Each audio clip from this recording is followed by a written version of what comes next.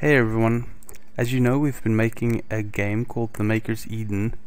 For those of you who don't know, it is a retro-futuristic point-and-click adventure game with some noirish elements thrown in and presented in the style of a motion comic. If you've ever seen motion comics, you'll know exactly what I'm talking about. And you can find out more about it at makerseden.screwylightbulb.com. The link will be in the description of the video. This video is just to show you a little bit about how the scenes are composited. The idea itself has been a long time brewing for me since I first saw a game called Red Hawk, which hails from 1986, and it kind of looks like this.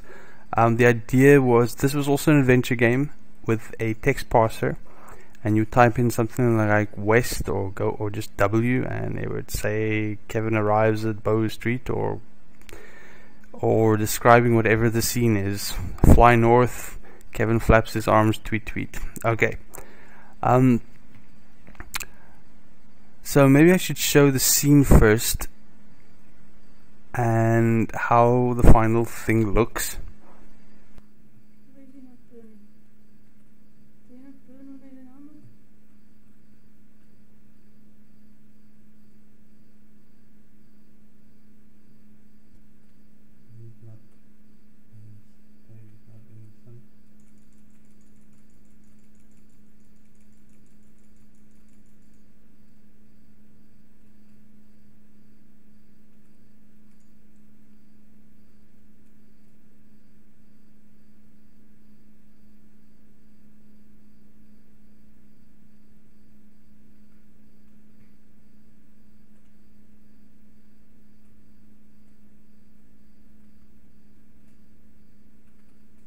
And here's the scene. You'll see all the elements that you just saw in the video. There's the drone,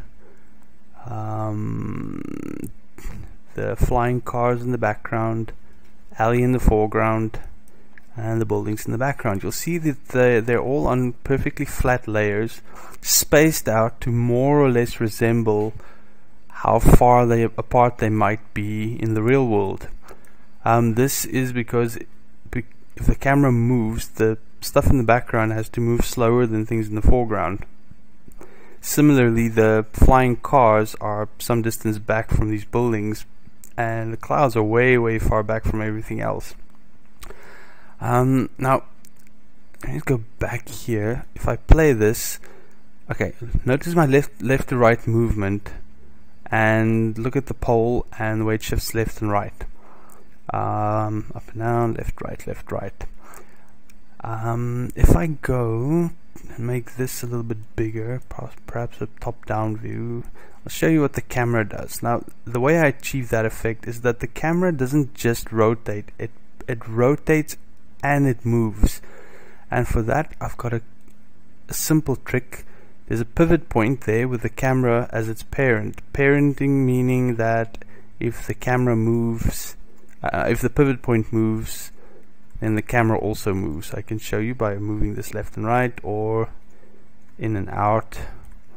And when I go to the actual scene, I want you to pay attention to how the camera moves when I rotate left and right. See, the camera moves and always rotates to face the pivot point. And that is the gist of it, really. Other scenes will use a slightly different technique, which might involve, again, similar tricks to what panorama paintings use. Although most of the time, these will be the types of scenes that you will get.